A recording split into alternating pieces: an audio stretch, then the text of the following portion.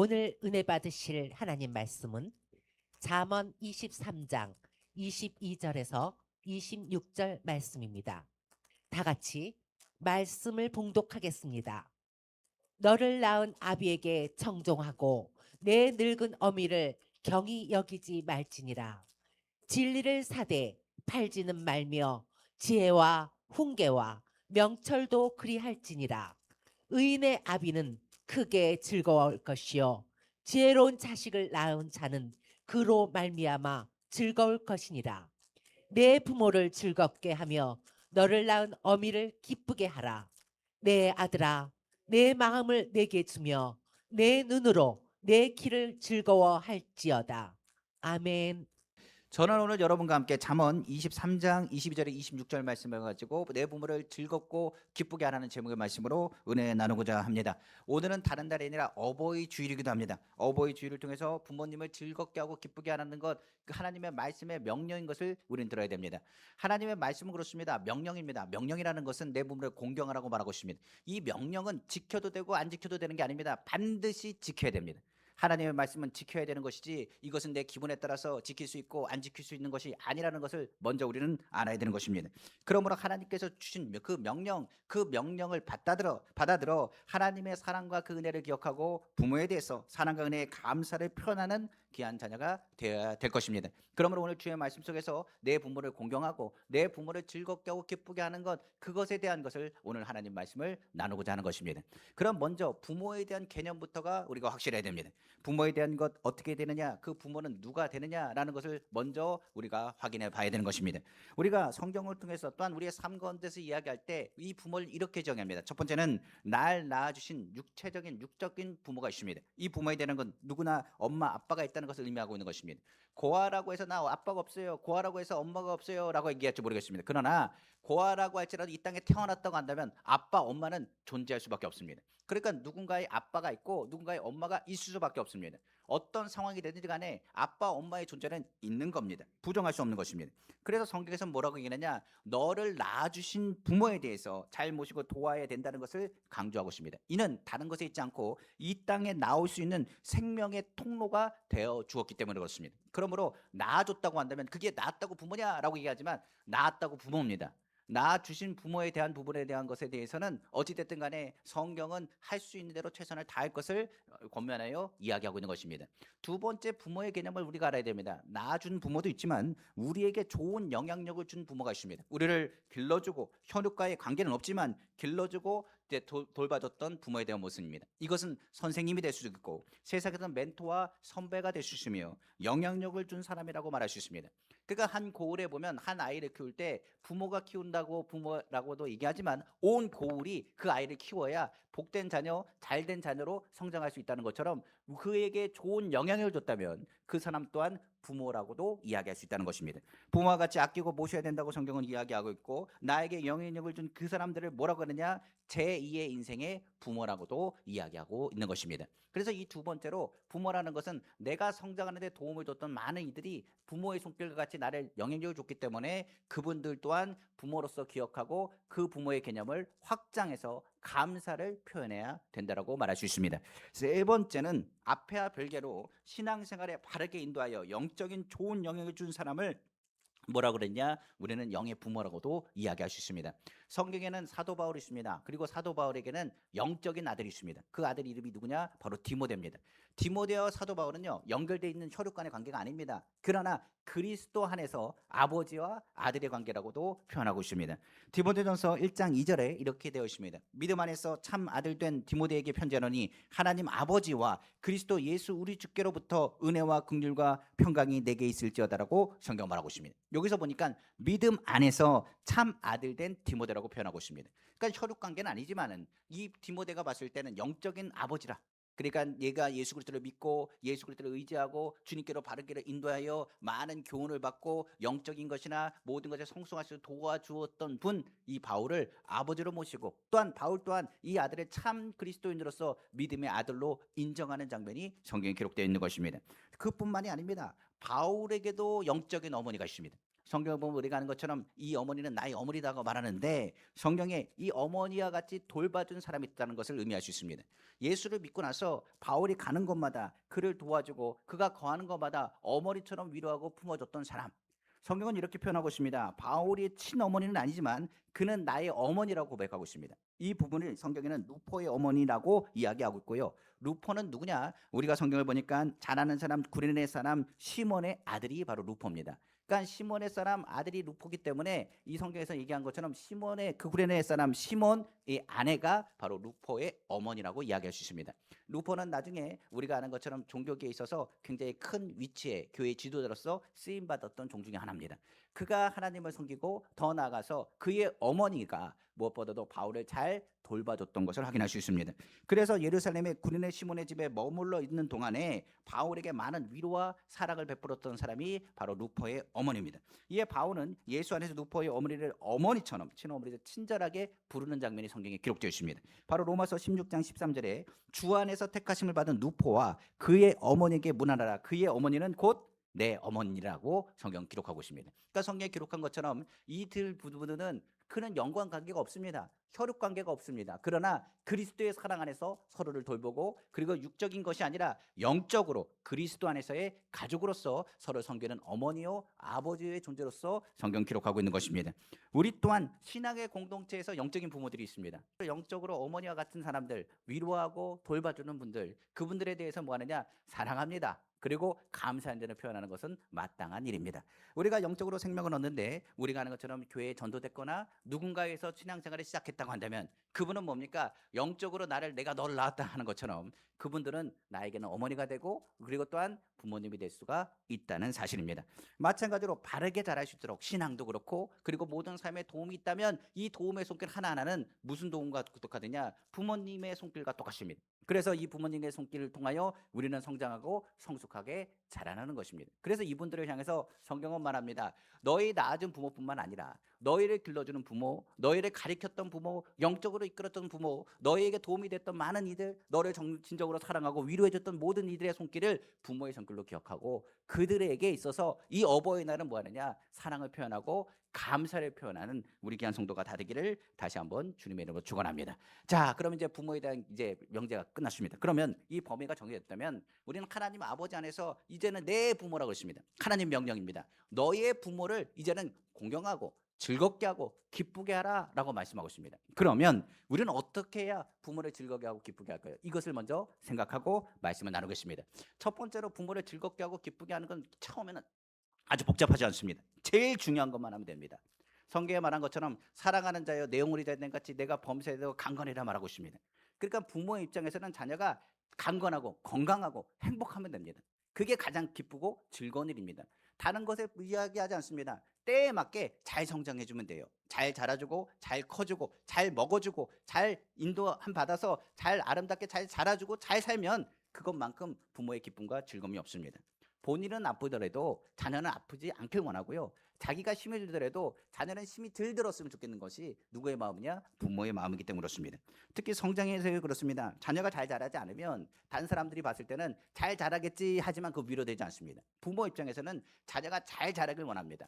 때에 맞게 잘 자라줘야죠. 뒤집어질 때 뒤집게 할 때 뒤집어져야 되는 거고 일어날 때 일어나야 되는 거고 아장아장 거릴 때 걸어가야 되는 거고 말을 할 때 말을 해야 되는 거고 그리고 공부할 때는 공부해야 되는 거고 그리고 해야 될 일을 할 때는 해야 될 일들을 해야 되는 것입니다. 그래서 이런 모습을 봐야 부모는 뭐하냐? 그 가운데 기쁨과 즐거움을 얻게 되는 것입니다. 이것을 통해서 범사가 돼야 되는 것, 강건한 것, 그것만큼 세상에서 말하는 부모 입장에서는 기쁘고 즐거운 일이 없다는 사실을 우리가 먼저 알아야 되는 거예요. 근데 거기에 하나 더해서 신앙인에게 있어서는 뭐가 가장 기쁘고 즐거운 일이냐? 자녀가 예수 잘 믿는 거. 우리가 하는 것처럼 내가 봤을 때는 예수 잘 믿었으면 좋겠다. 믿음 안에서 더 자랐으면 좋겠다. 내가 만난 주님을 반해서 하늘나라에서 우리가 다 만나야 되지 않겠느냐. 가장 복된 것을 본 사람의 입장에서는 뭐하는 것? 영혼이 잘 되는 것. 그것이 하나님 앞에서는 가장 기쁜 일이고 더 나아가서 우리 귀한 믿음의 성도들의 안에서는 믿음의 부모의 입장에서는 자녀를 바라봤을 때 가장 기쁘고 즐거운 일이 된다라고 말할 수 있습니다. 저는 장례를 많이 치렀습니다. 여의도 순복음교회에서도 수없이 장례를 치렀고 제가 개척하고 나서도 장례를 많이 치렀습니다. 특별히 장례를 치를 때 어떤 장례를 많이 치르느냐? 우리 성도님들이 장례 가는 것도 장례를 치르지만은 외부에서 장례를 많이 치렀습니다. 외부에서 불러서 가면은 가족들이 없습니다. 자녀들이 없습니다. 뭐가 없습니다. 그러면 갈 데가 많이 있거든요. 그리고 가면 이제 유족들을 만나거나 아들, 딸들을 만날 때가 있습니다. 가족이 없는 데는 없는 대로, 그리고 가족이 있는 데는 있는 대로 가서 꼭 얘기하는 게 있습니다. 뭐라고 얘기하냐면 어머니가 예수 잘 믿었습니다. 아버지가 잘 믿었습니다. 어머니, 아버지가 잘 믿은 것처럼 여러분들이 천국에서 다시 만나려면 예수 잘 믿어야 된다라고 이야기하면서 그들에게 권면을 합니다. 그러면서 이야기를 하거든요. 얼마 전에도 이제 장례가 있었는데 장례가 있을 때 이제 아버지가 천국을 가셨어요. 그러니까 이제 어머니가 홀로 남았죠. 그러니까 그 아들이 얘기합니다. 목사님 말씀처럼 잘 살 겁니다. 그리고 어머니한테 잘 할 거예요라고 얘기합니다. 그래서 제가 그분에게 이야기했습니다. 어머니 잘 하겠다는 거 정말 잘하신 겁니다. 잘 하셔야 됩니다. 정말 그렇게 결단한 것은 대단한 일입니다. 세상에서 그렇게 결단하기도 쉽지 않습니다. 마음은 원인데 항상 생각과 시간이 여러 가지 안 받쳐줘서 못하는 경우가 많이 있거든요. 그렇게 결정한 것 꾸준히 잘하셨으면 좋겠습니다라고 이야기 드렸습니다. 그러면서 이렇게 얘기했어요. 가장 큰 효는요, 그렇습니다. 좋은 거 구경하고 좋은 거 먹여주는 게 아닙니다. 뭐 맛있는 거 먹여줬다고 부모가 좋아한다, 많은 사람들이 얘기할지 모르겠습니다. 그리고 또한 좋은 거 구경해준다, 연세가 들면요 먹는 음식이 다 똑같고 그리고 아파서 어디 돌아다니지도 못합니다. 그런데 가장 큰 행복이 뭐냐면 다른 게 아니라 얼굴 한번 보여주고 전화 한 통 해주는 거. 그러니까 목소리 한번 들어주고 얼굴 한번 보여주면 그것만으로도 기쁘고 즐겁다고 이야기합니다. 부모는 나이 들어서 다른 건 없습니다. 한 번 더 찾아가지고 봐주는 것. 있는 동안에 후회하지 않도록 많이 봐주시고 많이 얼굴도 보시고 사랑한다 해주시고 감사드리는 표현만 해도 부모는 뭐 한다고요? 그냥 그것이 기쁘고 즐거운 거예요. 마찬가지로 그렇습니다. 부모에 대한 것은 그냥 표현해주고 얼굴 보여주는 거 맞습니다. 그런데 거기서 가장 더 중요한 이제 효도가 있습니다. 그 방법은 다른 건 아닙니다. 교회 안 다니시죠? 아, 네. 어머니가 교회 다니시잖아요. 어머니는 나이가 드시면 누가 뭐 소리를 많이 듣냐? 천국 간다는 사람 얘기 많이 듣습니다. 왜 그러냐면 내 옆에 있던 사람이 하늘나라 가고 옆에 있던 사람이 또 하늘나라 갑니다. 그러니까 어떤 생각을 하냐? 하늘나라가 있다는 걸 알기 때문에 자녀 볼 때마다 교회 안 데리고 예수 안 믿으면 어떤 생각을 하냐? 이 얘는 천국 가서 만나야 되는데 예수 안 믿으면 천국 못 가는데. 그러니까 이 부모 입장에서 뭐 합니까? 아무리 좋은 음식을 주고 아무리 좋은 말을 해도 부모 입장에서 뭐 하느냐? 천국에서 우리가 만나야 되는데. 그러니까 정말 시간이 지나면 지날수록 뭐가 보이느냐? 하늘나라가 보이기 때문에 자녀가 눈에 걸려가지고 하늘나라 볼 때마다 계속적으로 마음이 무거운 겁니다. 그래서 제가 얘기했습니다. 어머니가 예수 잘 믿잖아요. 그죠? 그러면 어머니 입장에서 가장 행복한 게 뭐냐? 다른 게 아니라 같이 가서 교회 가는 거예요. 같이 가서 예배 드려주면 그것만 해도 좋은 겁니다. 제가 여기서 드려준다는 얘기 표현하는 것은 다른 것 때문에 그런 게 아닙니다. 신앙이 없어도 좋습니다. 아직 하나님 안 믿어도 좋아요. 그런데 어머니에게 효를 하기 위해서라도 같이 가서 주의 말씀 듣고 또 은혜 나눴으면 좋겠습니다라고 이야기 드렸습니다. 마찬가지로 그렇습니다. 신앙에서 있는 것 같이 예배 드리는 것만 해도 부모는 뭐 하라고요? 행복하고 기쁜 거예요. 마찬가지로 신앙이 잘 자란다면 얼마나 기쁘고 즐겁겠습니까? 신앙 안에서 부모의 마음을 아프지 않고 주님 안에서 기쁘고 즐겁게 하는 것, 아까 얘기한 것처럼 영혼이 잘 되고 범사가 잘 되고 강건한 일입니다. 자, 두 번째로 부모를 기쁘게 하고 즐겁게 하는 일이 또 뭐가 있을까요? 성경에서 말한 것처럼 부모를 인정하고 그 말씀에 순종하는 것이다 라고 성경은 말하고 있습니다. 하나님은 누가 되시냐? 우리의 아버지가 되십니다. 성경에 말하기를 아버지 하나님이 가장 기뻐하는 것은 뭐냐면 하나님 아버지를 인정하는 사람은 하나님 기뻐하십니다. 성경에 보니까 잠언 3장 6절에 이렇게 말합니다. 너는 범사에 그를 인정하라. 그리하면 내 길을 지도하시리라. 뭐라 하냐? 널 인도할 거다. 뭐 하면? 네가 나를 인정하면. 성경은 하나님을 인정하는 책입니다. 하나님은 창조자 하나님인 것을 인정하는 것이고 하나님이 우리를 너무나 사랑하신다는 것을 인정하는 책이 하나님 말씀입니다.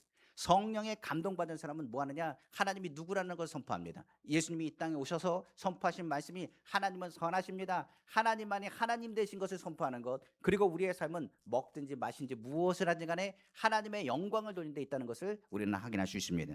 하박국 2장 14절에 그래서 이렇게 말합니다. 이는 물이 바다를 덮은 같이 여호와의 영광을 뭐하는 것? 인정하는 것이 세상에 가득합니다. 우리가 주님을 신하는 것을 주님 기뻐하시고 주님을 인정하는 것을 하나님 아버지는 기뻐하세요.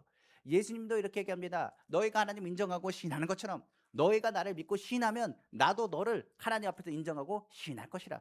그러나 너희가 나를 인정하고 신하지 않고 믿지 아니하면 나도 아버지 앞에서 너를 인정하거나 신하지 않을 거라고 주님 말씀하셨습니다. 바로 성경 마태복음 10장 32절이죠. 누구든지 사람 앞에서 나를 신하면 나도 하늘에 계신 내 아버지 앞에서 그를 신할 것이요. 성경 말하고 있습니다. 그러니까 영적으로도 인정받는 것, 그것에 대한 부분에 대해서 이야기합니다. 축복의 통로와 같이 하나님께서 그 인정하는 세계에 길을 여시고 하나님께서 그를 기뻐하고 즐거워한다고까지 말씀하고 있어요.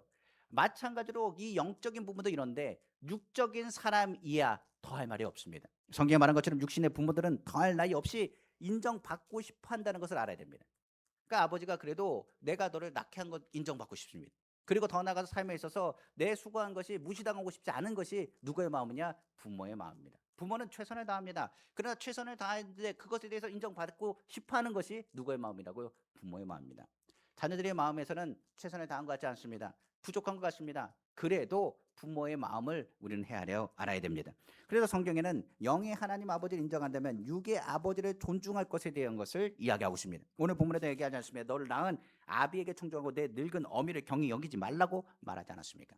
성경에 보면 요셉이 등장합니다. 요셉은 어떤 사람입니까? 우리가 아는 것처럼 형제에게 팔렸습니다. 오랜 세월들 동안에 애굽에서 고생을 했습니다. 그리고 나서 나중에 총리가 됐습니다. 그리고 나서 요셉의 형제들이 이제 요셉에게로 돌아올 때 그 아버지 야곱을 데리고 왔습니다. 그런데 아버지 야곱의 모습은 어떻느냐? 우리가 아는 것처럼 한도 뼈가 부러졌기 때문에 쩔뚝쩔뚝 걸어 다닙니다. 그리고 얼굴은 뭐합니까? 세월을 그냥 전통으로 받아서 고백하기를 내 삶이 고생과 고난이었다라고 고백할 정도로 그의 모습은 굉장히 초췌해 있습니다. 아예 나이 드신 노인네입니다. 그러니까 한마디로 여기서 지팡이를 짚고 쩔뚝쩔뚝 걸어오는 그 모습을 보면 정말 하잘것없고 무시당할 만큼 초라해 보일지 모르겠습니다. 그런데 요셉이 아버지를 어떻게 설명했는지 바로가 누구 앞에요? 이 야곱 앞에 바로가 서고 성경에 보니까 이 바로가요 누구에게요? 요셉의 아버지인 야곱에게 축복 기도를 받습니다. 그러니까 우리가 아는 것처럼 애굽에 있어서 왕입니다. 바로는 절대 권력 있는 사람입니다. 그 사람이 어떻게 했냐? 머리를 조아려서 누구에게요? 야곱에게 축복 기도를 받습니다. 한번 성경 볼까요? 바로 창세기 47장 7절입니다. 요셉이 자기 아버지 야곱을 인도하여 바로 앞에 서게 하니 야곱이 바로에게 축복하며 성경 말하고 있습니다. 훌륭한 자녀는 자기 부모들을 인정하고 자랑합니다.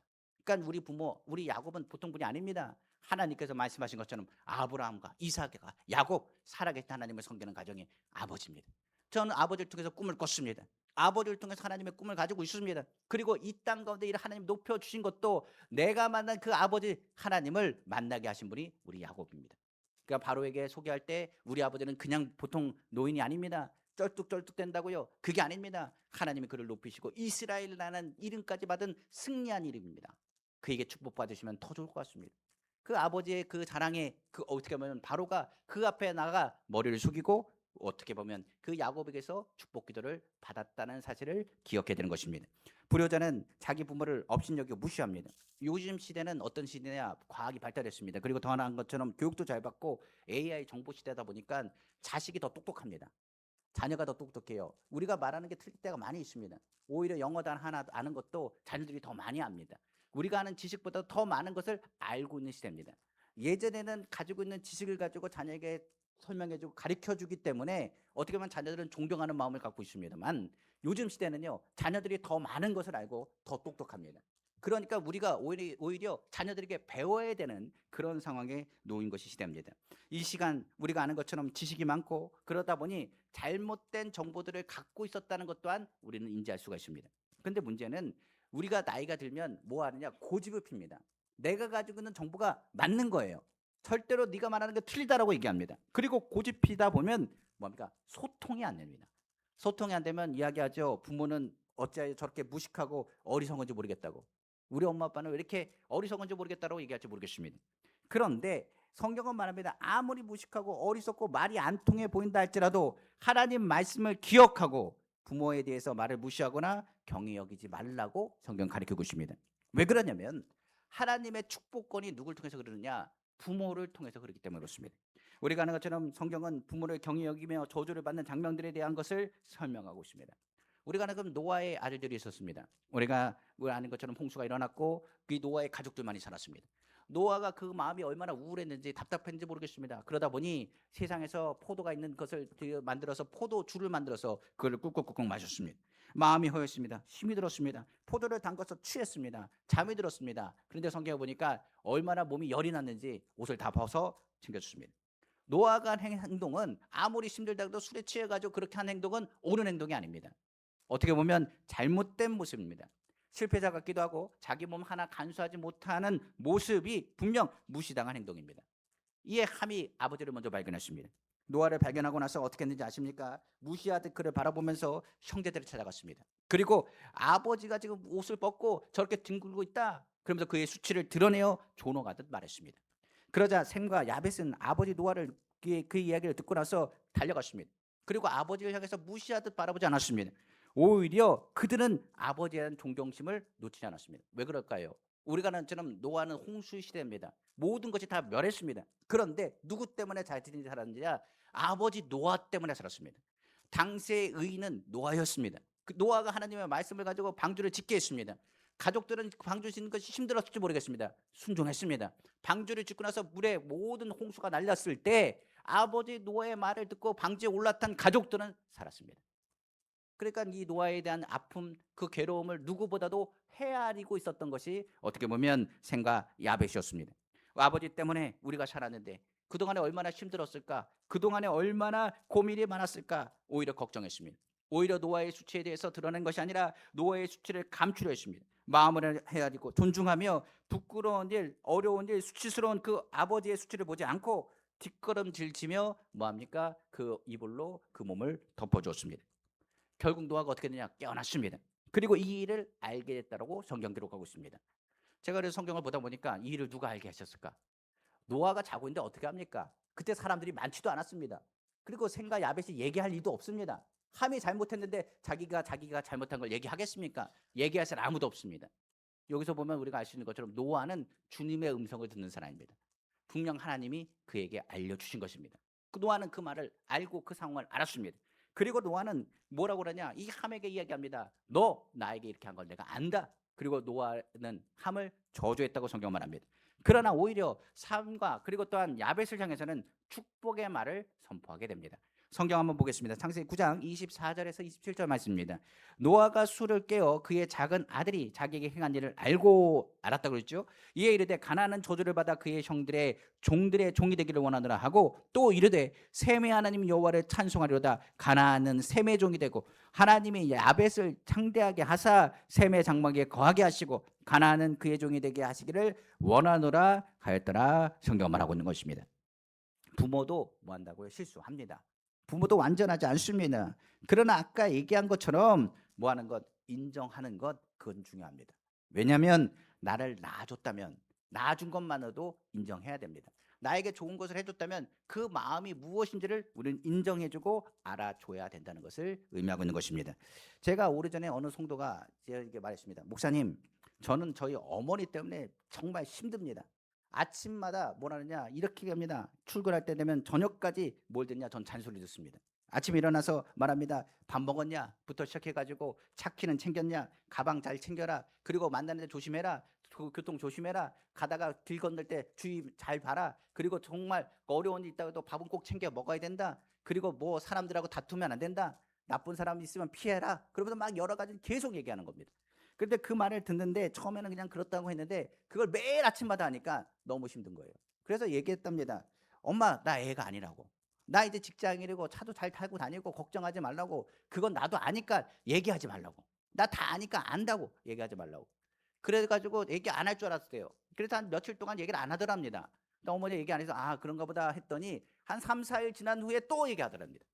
밥 먹었냐부터 해가지고 차 키는 챙겨라, 교통은 잘해야 된다, 뉴스에 무슨 화재나 뭐 나오면 그것 보고 나서 요즘 이런 일이 있다느라 조심해야 된다, 조심해야 된다라고 계속 얘기하더래요. 그래서 저한테 그럽니다. 아우 정말 미치겠습니다. 아 계속 얘기하는데 알았다고 해도 계속 얘기합니다. 왜 그런지 모르겠습니다라고 얘기했습니다. 그래서 제가 뭐라고 했습니까? 다른 말은 못했습니다. 사랑은 위에서부터 아래로 흘러갑니다. 그렇기 때문에 어쩔 수 없습니다. 제가 어머니가 말한다고 해서 하지 말라고 해서 안 하겠습니까? 분명 저한테도 네 조심하겠습니다 하고 또 할 겁니다. 제가 그거 막을 수 없습니다. 뭐 할 수 없습니다. 그러나 하나 깨달은 건 있는데, 당신이 결혼하고 자녀를 낳아보면 제가 무슨 말 하는지 조금은 알 수 있을 겁니다. 그때 돼야지 알지 지금은 제가 백날 얘기해도 모릅니다. 그리고 제가 말려도 그 어머니는요 그 계속 할 겁니다. 그러니까 감사합니다 하고 그냥 넘어가십시오 라고 얘기했습니다. 그리고 이제 얼마 전 시간이 지나서 만났습니다. 결혼도 하고 아이도 이제 어린아이가 있는 거예요. 그래서 제가 이제 물었습니다. 어떻게 잘 지내냐고 그랬더니 잘 지낸대요. 그러면서 하는 얘기가 그때 목사님이 한 얘기가 기억이 난답니다. 뭐라고 했냐? 그때 조금 시간이 지나고 결혼하면 이해 간다는 게 제가 무슨 말인지 이제는 조금 압니다. 저희 어머니가 심하긴 했지만은 제가 어느 순간 깨달은 게 있습니다. 저도 제 딸에게 그렇게 얘기하더라고요. 야, 밥 먹었냐고. 애들하고 잘 지내라고. 들어가면서 이렇게 하지 말라고. 거짓말하지 말라고. 계속 얘기한대요. 그러면 애가 그런데요. 왜 자꾸만 그런 얘기하냐고. 다 알아서 한다고. 근데 그 말 딱 듣는 순간에 본인이 예전에 했던 말이 떠오르더래요. 아, 나도 그랬는데. 그러니까 부모가 되면 자녀에 대해서 어떻게 합니까? 그래도 어떻게든 잘 되길 원하고 그리고 건강하게 원하고 튼튼하게 원하는 게 부모 마음이기 때문에 그렇습니다. 그러니까 그제서야 조금은 깨달았대요. 그래서 제가 그랬습니다. 좀 더 시간이 지나면 더 많은 걸 깨달을 것 같다고. 우리가 아는 것처럼 지금 우리가 기억할 것입니다. 잔소리로 들으면 안 되고요. 사랑의 표현으로 들어야 됩니다. 사랑의 표현은 여러 가지가 있거든요. 부모 입장에서는 밥 먹어라도 사랑한다는 얘기고요. 길 잘 건너라도 사랑한다는 얘기입니다. 좋은 의도에서 얘기하고 좋은 마음에서 이야기하는 거예요. 그럼 그 사랑의 언어를 뭐 하는 것? 인정해 주는 것. 그것이 긍정적인 반응하는 것이 효라고 말할 수 있습니다. 그래서 부모는 그 사랑으로 칭찬하고 인정받는 것에 행복감을 느껴요. 그리고 그 행복으로 끝나는 게 아닙니다. 그 인정받은 부모는 반드시 그 입술로 뭐 하느냐? 축복합니다. 성경 한번 볼까요? 에베소서 6장 1절에서 3절입니다. 자녀들아 주 안에서 너희 부모에게 순종하라. 이것이 옳으니라. 내 아버지와 어머니를 공경하라. 이것은 약속 있는 첫 계명이니 이로써 내가 잘되고 땅에서 장수하리라. 그러니까 축복의 통로는 어디 있다고요? 하나님께서 생명만 통로로 부모를 만든 것이 아니라 축복의 통로로 부모를 세우신 것입니다. 그래서 우리가 아는 것처럼 하나님이 주시는 축복의 통로가 부모라는 사실을 기억하셔야 됩니다. 웬만해서는 자녀들을 축복하길 원하는 게 부모의 마음입니다. 그런데 부모들도 괴로우면 뭐합니까? 이 입에 말하지 말아야 될 말들을 할 때가 있어요. 그러면 안 됩니다. 축복의 말을 해야 되고 감사의 말을 해야 됩니다. 그래서 성경에서는 부모에 대한 부분에 대해서 어떤 말을 해도 그거 틀렸다 할지라도 그게 안 맞다 할지라도 그 안 맞는 것을 안 맞는 것으로 받아들이라는 얘기가 아니라 그것을 사랑의 언어로 받아들이기를 다시 한번 주님의 이름으로 축원합니다. 그 말에 인정만 해줘도요 부모는 기쁘고 즐겁답니다. 자, 마지막으로 부모를 기쁘게 하고 즐겁게 하는 것은 부모님의 마음을 어떻게 해드리는 것, 평안하게 해드리는 것이다라고 성경 말하고 있습니다. 세상에서도 부모님의 마음을 평안하게 해드리는 것이 효의 기본이라고 말하고 있습니다. 효도는 부모의 마음을 상하고 썩지 않게 하는 것이라고 정의하고 있죠. 자녀가 죄를 짓습니다. 그러면 누구의 마음이 썩느냐? 부모의 마음이 썩습니다. 그리고 반듯하고 성실하게 산다면 부모의 마음은 즐거울 것입니다. 반대로. 자, 또한 열심히 살아간다고 한다면 부모는 그 성실함을 통해서 기뻐할 겁니다. 그런데 집에서 빈둥빈둥 있고 집에만 있다고 한다면 부모의 마음은 속이 썩을 겁니다. 만약 속이 썩지 않다 할지라도 염려되고 근심될 거예요. 왜냐하면 그 미래가 어둡기 때문입니다. 우리가 아는 것처럼 결혼해서 잘 살아야 되는데 결혼했는데 맨날 싸웁니다. 부부끼리 싸울 수 있죠. 그런데 부모 입장에서 뭐합니까? 마음이 아픕니다. 부부끼리 싸우는 걸 보면 자녀들이 부모들이 싸우는 거 보면 마음이 어떻게 되냐? 부부가 싸우는 거 보면 부모는 더 마음이 무거워지겠죠. 또한 형제끼리 싸워도 그것 때문에 마음이 아픕니다. 형제끼리 싸우기 시작하면 그 속이 바짝 마르게 된다고 성경은 또한 기록하고 있어요. 그래서 마음이 우리가 아는 것처럼 즐거움이 오면 그것은 좋은 약입니다. 그런데 마음에 괴로움과 근심이 다가오면 성경은 말하길 뼈가 마른대요. 한번 볼까요? 잠언 17장 22절입니다. 마음의 즐거움은 양양이라도 심령의 근심은 뼈를 마르게 하느니라. 성경 말하고 있어요. 그래서 마음을 최대한 근심하지 않게끔 아프지 않고 평안하게 하게끔 노력하는 것이 필요합니다. 그럼 제가 이것에 대해서 이야기 드리겠습니다. 어떻게 하면 부모의 마음이 평안해질 것인가? 이걸 잠깐 나누면서 하나님 말씀을 맞추려고 합니다. 첫 번째, 부모를 평안하게 하는 것은 정직해야 됩니다. 그러니까 자녀가 부모에게 거짓말을 계속하면은 이 믿음의 관계, 신뢰의 관계가 끊어지는 그 순간에 믿을 수 없는 자녀가 되면 어찌 부모가 행복할 수 있겠습니까? 그러니까 부모 앞에서는 어떻게 해야 되는데 정직하셔야 돼요. 다른 사람에게는 얘기 못해도 부모의 앞에서는 정직하게 얘기하는 것이 좋습니다. 두 번째는요, 성실함입니다. 우리가 하는 것은 인생은 부지런하고 성실하게 살아야 됩니다. 게으름은 부모로 하여금 마음을 아프게 합니다. 만약 장성한 자녀가 무능해서 부모 집에 얹혀 산다고 한다면 부모는요 그것을 돌봐줄 땐 처음엔 사랑으로 돌봐준다 할지라도 걱정될 것입니다. 그러면 그것이 얼마나 근심되고 염려가 되겠습니까? 자, 세 번째는 뭐가 필요한다고요? 안정감입니다. 그래서 자녀들이 뭐 하는 걸 원하냐? 결혼하길 원하고 좋은 직장을 들어가기를 부모들은 원합니다. 왜냐하면 그들이 안정돼야 내가 평안하거든요. 부모 입장이 평안합니다. 만약 형제들 간에 싸움이 있다면, 다툼이 있다면 부모는 불안하겠죠. 특별히 자녀가 가난하다면, 그리고 연약하다면 부모의 마음은 불안하고 걱정하고 염려될 것입니다. 염려 없도록 안정감을 갖는 것이 좋습니다. 그래서 가정을 꾸리기를 원하고, 이 안정된 가정에서 자녀를 낳고 가정을 이루기를 원한 거예요. 특별히 믿음의 가정은 믿음의 가정을 이루기를 원합니다. 안정감 있는 자녀가 도우면 부모는요 평안하고요, 받는데도 부담이 없어요. 그런데 가난하고 힘이 든 자녀가 도움을 주면 이게 부모 입장에서 뭐냐, 부담이 됩니다. 내가 너에게 부담을 주는구나 라고 생각하거든요. 그래서 자녀는 잘 살아야 돼요. 안정감 있게 살아야 부모의 마음이 평안합니다. 그래서 정직하게 살고 성실하게 살고 안정감 있는 모습을 보여주는 것이 효라고 말할 수 있어요. 그런데 그걸로 끝나느냐? 하나가 더 있습니다. 뭐 하라고요? 행함과 진실함으로 하라고 성경은 기록하고 있어요. 바로 볼까요? 요한 1서 3장 18절 말씀입니다. 자녀들아, 우리가 말과 효로만 사랑하지 말고 행함과 진실함으로 하자, 성경은 말하고 있습니다. 여기 보니까 아예 요한 1서에 얘기하잖아요. 뭐라고요? 자녀들아라고 말하고 있어요. 많은 사람들이 이걸 그냥 넘어가거든요. 그냥 사랑할 때 행함과 진실함으로 하자 얘기하는데, 우리가 주님의 자녀라고 말한다면, 그리고 부모가 있거나 그리고 또한 부모 섬기는 사람들이 있다면 우리는 뭐를 표현하느냐? 자녀들이라고 말했어요. 믿음의 공동체 안에서 우리는 그리스도의 자녀일 뿐만 아니라 믿음의 부모들을 향한 자녀들입니다. 말과 효로만 감사합니다, 사랑합니다 하지 말고 뭐라고요? 행함과 진실함으로 하래요. 우리가 아는 부모는 노후가 걱정입니다. 노후에 풍성한 사람들이 있어요. 걱정할 필요 없는 사람들. 그분은 괜찮습니다만 노후에 문제가 있을 때는 뭐 하느냐? 이 노후에 대한 책임과 돌봄은 굉장히 필요하다는 얘기예요. 그래서 성경은 말합니다. 부모에게 받은 것이 있다면 자식된 도주로서 최소한의 그들이 노후에 안정된 삶을 살 수 있도록 적극적으로 도와주라고 성경 기록하고 있어요. 그것이 뭐라고요? 행함과 진실함입니다. 말로만 사랑합니다, 감사합니다, 그게 아니라 내가 받은 은혜가 있다면 그 은혜를 다하는 것, 그것이 자녀가 부모에게 평안함을 더하시는 모습이라고 볼 수가 있습니다. 자, 우리가 아는 것처럼 내리사랑, 하나님의 사랑은 위에서부터 밑으로 내려옵니다. 그러다 보니까 우리는 기억해야 됩니다. 우리가 받은 사랑, 부모님의 사랑을 헤아릴 수 없다는 얘기는, 내가 부모님을 사랑하지만 나도 어떡합니까? 쏟아야 될 사랑이 있습니다. 누구에게요? 나에게도 자녀가 있으면 자녀에게 사랑을 쏟을 수밖에 없습니다. 그래서 아무리 부모님의 은혜를 갚으려 해도 갚을 수가 없어요. 왜 갚을 수가 없느냐? 내가 갚기에는 내가 가지고 있는 사랑은 또 어디로 흘러가야 되냐? 나의 자녀에게도 흘러가기 때문입니다. 그래서 우리는 이걸 알아야 됩니다. 그 내리사랑은 갚을 수 없는 사랑입니다. 그러나 그 사랑이 어디서부터 시작됐는지는 알아야 됩니다. 우리가 아는 것처럼 우리 아버지가 우리 내리사랑입니다. 나를 사랑합니다. 그런데 그 위에 가면 그 부모님, 그 아버지가 또 사랑합니다. 거슬러 올라가면 누구의 사랑이 있느냐? 하나님 아버지의 사랑이 있습니다. 하나님의 아버지의 사랑이 온 인류를 향해서 흘러가고 있고, 그 사랑이 내리사랑으로 우리 가운데 다가온 거예요. 그 사랑은 무엇으로 완성했느냐? 예수 그리스도의 십자가를 통해서 우리에게 완성하고 있습니다. 그러므로 우리가 기억하고 있습니다. 최고의 쇼는 부모님이 예수 안 믿는다, 예수 믿으라고 전도하는 것이 최고의 쇼입니다. 더 나아가서 자녀가 교회 안 나간다면 예수 그리스도 안에서 예수 믿고 돌아오는 것이 그 자녀의 입장에서는 가장 큰 효가 될 수가 있습니다. 우리가 아는 것처럼 믿음의 가정, 믿음의 도리를 다하고 창조주 하나님 아버지를 인정하면서 더 늦기 전까지 예수 그리스도의 복음을 전하는 것이 최고의 효가 된다는 것을 알아야 됩니다. 행복의 완성은요, 누가 있느냐? 믿음의 가정의 완성은 오직 예수 그리스도에게 있습니다.